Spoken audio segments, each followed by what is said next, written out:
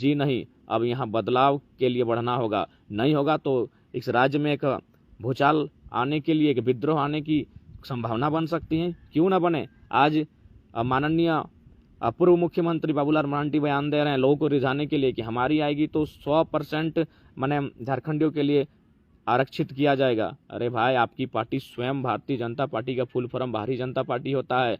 आप कम से कम अपने विधायकों की सूची तो देखिए, कहाँ देखना है। धनबाद में देखिए, हजारीबाग में देखिए, आप अपने सांसदों की सूची देखिए। धनबाद सांसद, रांची सांसद, चतरा सांसद, गोड्डा सांसद, अरे आपके तमाम सांसद माने गैर राज्यों के हैं और आप स्थानीयता की बात करते हैं। तो इसलिए आज राज्य के प्रत्येक लोगों को इस बात को समझना होगा। अब एक ऐसे माहौल, एक ऐसी परिस्थिति में राज्य है जहां हमें अपने भविष्य को बचाना ही होगा। ये तो हमारी नौकरियों को बेच रहे हैं, पीछे से हमारी जमीनों का अधिग्रहण करने के लिए कानून बन रहे हैं। देख सकते हैं, उसका ताजा उदाहरण है बड़का गांव गोंदलपुरा के क्षेत्र में कोल ब्लॉक का आवंटन। और उसमें भी एक कथन ये भी कहना चाहेंगे, राज्य सरकार को हम लोग तो बहुत निशाने पर रखें, लेकिन केंद्र की नीति भी झारखंड के लिए अहितकारी है। अतः इस बार संसदों पर भी हमारी नज़र होनी चाहिए, संसदों को भी हमारा जवाब मिलना चाहिए। हम अकेले दिल्ली का ठेका लेकर क्यों रखेंगे? हम दिल्ली का ठेका क्यों लेकर रहेंगे? दिल्ली ने हमें क्या दिया? हमने तो दिल्ली को 40% खनिज संपदा दिया, दिल्ली की खनिज के माध्यम से दिल्ली भरने का कार्य किया, खजाना भरने का कार्य किया। बिल्कुल गुरुजी इंदुदा निश्चयी भारतीय जनता पार्टी उनको मुखर होकर इस मुद्दे पर, जबकि उनका राज्यपाल है केंद्र उनकी, वह चाहती तो इस मामले का निपटारा हो सकता था, लेकिन वह अभी केवल अपनी सत्ता की फिराक में है। तो दिल्ली ने हमें क्या दिया? आज अभी उदाहरण देखिए, गोंदलपुरा कर्णपुरा के क्षेत्रों में किस प्रकार धड़ल्ले से कोल ब्लॉक का आवंटन किया जा रहा है। माननीय देश के प्रधानमंत्री जब विदेशों में जलवायु से संबंधित, पर्यावरण से संबंधित किसी बैठक में भाग लेने जाते हैं तो वहां स्पष्ट बोल के आते हैं कि हम कोयला आधारित उद्योगों का बढ़ावा नहीं देंगे, क्योंकि इससे क्या होगा, कार्बन डाइऑक्साइड, कार्बन मोनोऑक्साइड, तो ओजोन परत छिद्र होगी, तो जल का स्तर नीचे जाएगा, पर्यावरण जलवायु परिवर्तन होगा और तरह तरह की संकीर्ण विकिरणों के माध्यम से मानव जीवन, जीव जंतु के जीवन में प्रभाव पड़ेगा। लेकिन जैसे ही फिर भारत चले आते हैं, लगभग 100 कोल ब्लॉक का आवंटन करते हैं, जिसमें 39 अपने सबसे चहेते माननीय अडानी साहब को कोल ब्लॉक आवंटन किया जाता है। अतः न दिल्ली, न रांची, न राज्य सरकार, न केंद्र सरकार, दोनों केवल चाहती है इस राज्य की खनिज संपदा को लूट कर इस राज्य को आने वाले 20 और 25 सालों में लगभग खंडहर बना दिया जाए। तो इसलिए सावधान रहिएगा।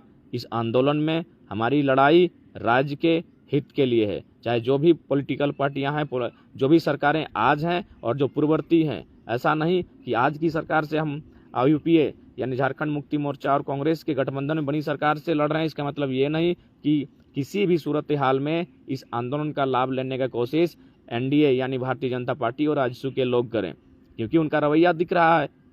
यही लोग जब गवर्नमेंट में थे तो इनके माध्यम से भी लाठियां चली थी। इसलिए आज अगर राज्य को वास्तव में कोई बचा सकते हैं तो वे लोग जो पार्टी की विचारधारा से हटकर माटी की विचारधारा से जुड़े हैं। नहीं तो फिर इसी प्रकार झंडा बदलते रहेगा, सरकारें बदलती रहेंगी, बस स्कूलों का और स्कूल के बच्चों के, विद्यार्थियों के कपड़ों का रंग बदलेगा, बाकी जो चीज़ें हैं बिल्कुल अनसुदंदा। अगर हितार्थ में का नियम नहीं बनते हैं तो हमें लगता है एक ऐसा कदम उठाना होगा जो शायद हमारे लिए नुकसानदायक हो, लेकिन हमारी आने वाले भविष्य के लिए लाभदायक हो। तो ऐसी परिस्थिति कहीं ना कहीं, धन्यवाद विनोद उरावदा, चूँकि ये लड़ाई राज्य के हितार्थ के लिए है और हमने तो स्पष्ट कहा है। आज देखिए किस प्रकार लहूलुहान होने का काम हमारे छात्र करते हैं, और यदि गैर राज्य के छात्रों को नियुक्तियां बांटी जाएंगी तो इससे बड़ा अन्याय और क्या होगा। इसलिए आप सभी को साथियों से निवेदन होगा, अपने अंदर जो आक्रोश है उस आक्रोश को एक सांचे में ढालें और निश्चय ही जो भी चुनाव नज़दीक हैं, जौहार शंकर दा, मुरारी दा के जौहार रहता है, और बाकी 72 घंटे का जो आंदोलन हुआ, उसमें सभी वर्ग, सभी समुदाय, सभी छात्र संगठनों ने भाग लेकर इस आंदोलन को सफल बनाया है। उसके लिए सभी का आभार। और साथ ही साथ प्रशासन से विशेष निवेदन होगा कि यदि आप लोग को डिटेन ही करना होता है, जैसे कि मान के चलिए मशाल जुलूस ठीक ठाक रहा, उसमें बाकी में प्रशासन ने हस्तक्षेप बहुत ज़्यादा किया। तो मान के चलिए अगर प्रशासन को आपत्ति है इस माने आंदोलनकारियों के तरीके से जो आंदोलन कर रहे हैं, तो फिर उन परमिशन लेटर क्यों जारी होता है? जाहिर सी बात है, जो भी आंदोलनकारी आंदोलन कर रहे हैं लिखित दिए होंगे, या तो एसडीओ के कार्यालय में दिए होंगे या फिर उपायुक्त को दिए होंगे। मैंने अपनी जो सूचना है वो संप्रेषित तो निश्चय ही किए होंगे, सूचना दिए होंगे तभी तो जाकर अनुमति प्राप्त हुआ होगा, तभी तो आंदोलन किए होंगे। तो जब उन्होंने लेटर में स्पष्ट लिखा है कि हम लोग मुख्यमंत्री आवास के घेराव शांतिपूर्ण तरीके से कर रहे हैं, तो आप उसी लेटर में जो बगल में लिख दिया जाता कि मुख्यमंत्री आवास के 100 मीटर तक ही आपका दायरा रहेगा, वहीं पर आप धरना दें या फिर जो भी करना है वहीं बैरिकेडिंग लगा रहेगा, वहाँ से आप क्रॉस नहीं कर सकते हैं। लेकिन इस प्रकार अनुमति भी दी जाती है, डिटेन भी किया जाता है। जब अपने बंदी के लिए लेटर दिया गया कि हम लोग बंदी करने जा रहे हैं, तो आप उस बंदी में लिख सकते थे कि मैंने यातायात को डिस्टर्ब कर, मैंने एनएच को डिस्टर्ब ना करें, बाकी जो इमरजेंसी की चीज़ें हैं उन्हें डिस्टर्ब ना करें। आपको जो लेटर दिया जाता है, तो लेटर के बदले में भी आप आंदोलनकारियों को, क्योंकि आखिर लेटर हेड के साथ लेटर दिया जाता है, आंदोलनकारी अपने हस्ताक्षर के साथ आवेदन देते हैं, अपना मैंने एक कार्यालय का पता है उसके साथ देते हैं, अपने बैनर यानी जो भी उनका संगठन का नाम है उसके माध्यम से जब आंदोलन देते हैं, तो प्रशासन को चाहिए कि आप भी एक लेटर जारी करें कि आपका आपने जो आवेदन दिया था आंदोलन का, तो आपके लिए ये स्थान, ये रोड मैप, ये तय किया गया है यहीं तक। लेकिन आपके माध्यम से सिर्फ स्वीकृति मिल जाती है कि हाँ आप आंदोलन कर रहे हैं, कीजिए, फिर आप आके आंदोलन को डैमेज करने के लिए डिटेन करने का प्रयास करते हैं। तो ये कहीं ना कहीं दोहरी नीति है। अतः मैं प्रशासनिक तमाम पदाधिकारियों से निवेदन करूंगा जिनको आंदोलन के लिए पत्र मैंने संप्रेषित किया जाता है, जिनके अनुमति के बाद आंदोलन को छात्र करते हैं, वे भी अपना एक लेटर जारी करेंगे कि आंदोलन को किस रूप में करना है। देखिए, अगर आप लेटर जारी करते हैं उसमें अगर आपका गाइडलाइन रहता तो आंदोलनकारी दूसरे रास्तों को तय करते हैं। उसके बाद जो लाठियां, जो डंडे आपने चलाएं, निश्चय ही काफ़ी दुखद है, दुर्भाग्य है।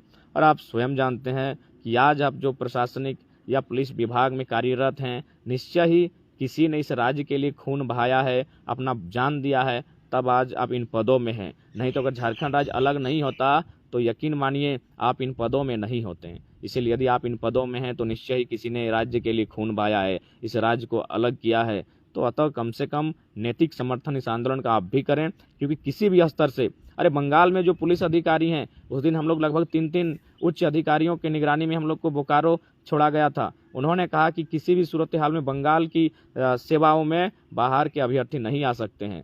तो जब बंगाल के अधिकारी स्वयं बोल रहे हैं कि भाई हम लोग के अगर छात्र वहाँ दाखिल होते हैं तो ये गलत है, तो ऐसी परिस्थिति में झारखंड राज्य के हो कि अगर आप लोग झारखंडियत भावना से ओतप्रोत होकर यदि आप नैतिक समर्थन नहीं करते हैं तो ये दुर्भाग्य होगा। इसलिए सभी से निवेदन होगा आप भी इस आंदोलन का नैतिक समर्थन करें।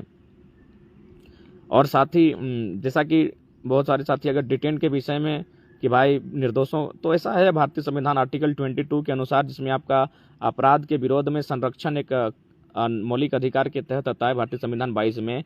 उसमें आपका 2 कानूनें हैं, एक प्यूनिटिव डिटेंशन और एक है प्रिवेंटिव डिटेंशन।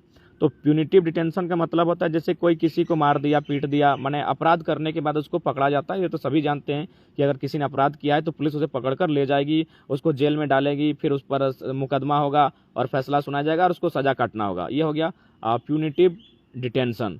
लेकिन एक होता है प्रिवेंटिव डिटेंशन। उसमें होता है कि अगर किसी ने अपराध भी नहीं किया है लेकिन आशंका जताई जा सकती है कि वो अपराध कर सकता है, तो ऐसी परिस्थिति में उसे बिना किसी वारंट, बिना किसी ट्रायल, बिना किसी दोष के, बिना किसी अपराध के अरेस्ट किया जा सकता है और उसे माने लगभग अधिकतम कुछ एक समय सीमा है, वहाँ तक उसे नज़रबंद या फिर डिटेन कस्टडी में रखा जा सकता है बिना किसी अपराध के। वो अपराधी नहीं भी है फिर भी, उसे प्रिवेंटिव डिटेंशन एक्ट कहते हैं। हालांकि वह तब लागू होता है जब कोई बहुत बड़ा नामी चेहरा हो, जब बहुत बड़ा कुछ हस्ती हो जिसकी उपस्थिति से राज्य में उस आंदोलन में उथल पुथल हो सकती है, कुछ ऐसी आशंका घट सकती है। ऐसी परिस्थिति में किया जा सकता है। जैसे 370 की धारा को जब केंद्र ने हटाया था तो कश्मीर के जो टॉप मोस्ट लीडर थे जैसे महबूबा मुफ्ती इत्यादि को प्रिवेंटिव डिटेंशन एक्ट के तहत हाउस अरेस्ट नज़रबंद किया गया था, क्योंकि अगर वे बाहर रहते हैं और कुछ भाषण वगैरह मंचों पर